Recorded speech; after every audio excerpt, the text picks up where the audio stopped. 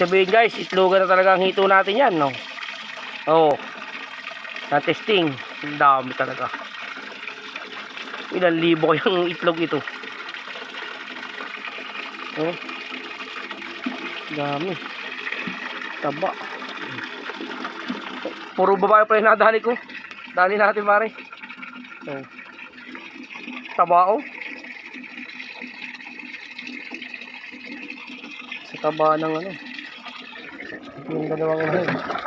Buhay pa, wala nang bituka.